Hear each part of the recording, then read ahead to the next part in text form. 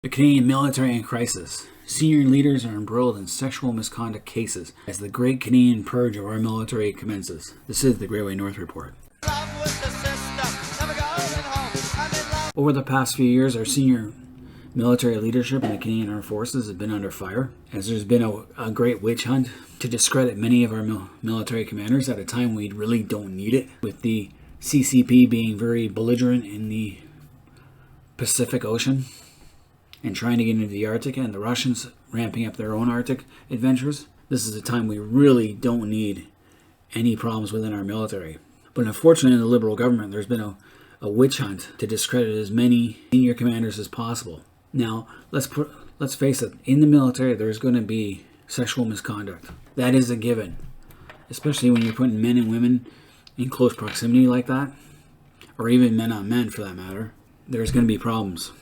I went and talked to 3 of my cousins. 2 of them are female. One's a lieutenant, the other's a staff sergeant, and my other cousin who's also a retired staff sergeant.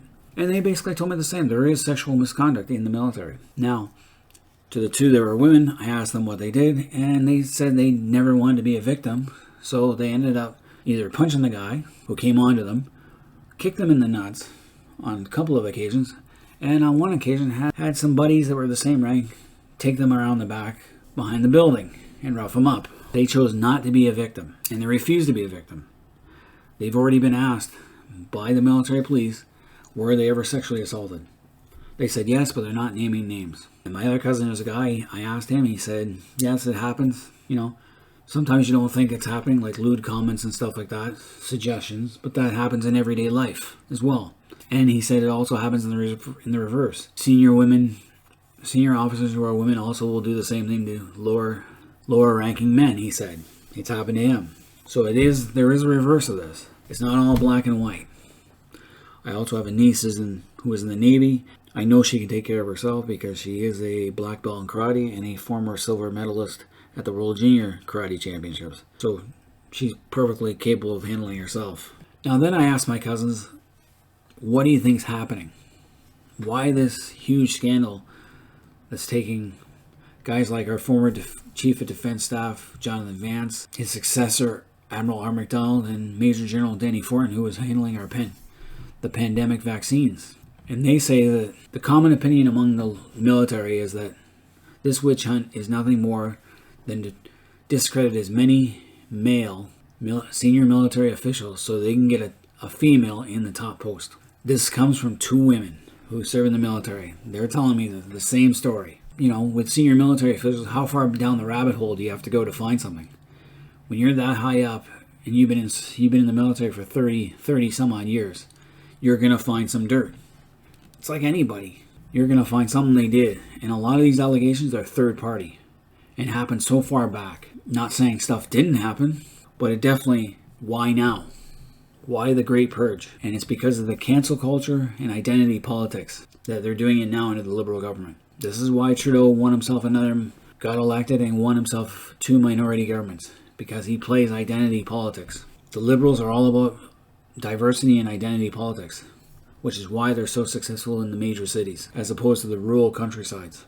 So you go down the list here of discredited military officials. So in the case of retired General Jonathan Vance, turns out that he fathered 2 children on a major in his office. The fact that, and did not support 2 of her children, and didn't get married or didn't tell her husband or whatever.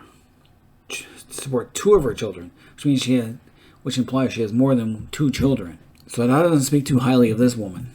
There's 2 sides to a story on that one. And the other one is something about a racy email in 2012 to another woman who was a junior non-commissioned officer at the time.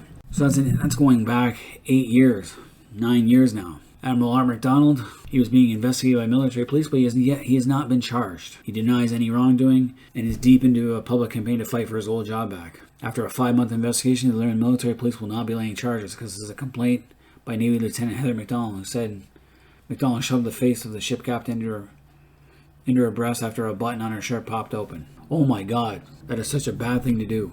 This was back in 2010. 11 years from now. He was exonerated of any wrongdoing and intended to return to his job. Now the Liberals under Trudeau are not going to let him because that would go against their equality and diversity politics, identity politics. Coates, He was already separated. He was having an affair with an American, so he was forced to step down.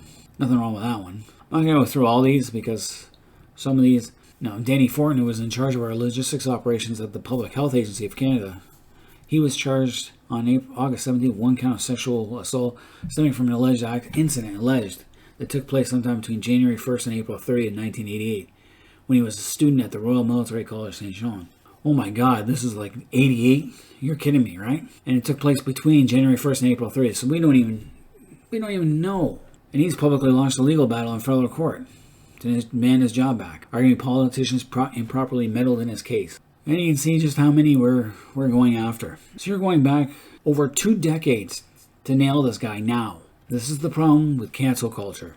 It doesn't matter. And it's weakening our military at a time when we really don't need it. If anything, the pandemic should have united everyone and made us stronger without having the cancel culture.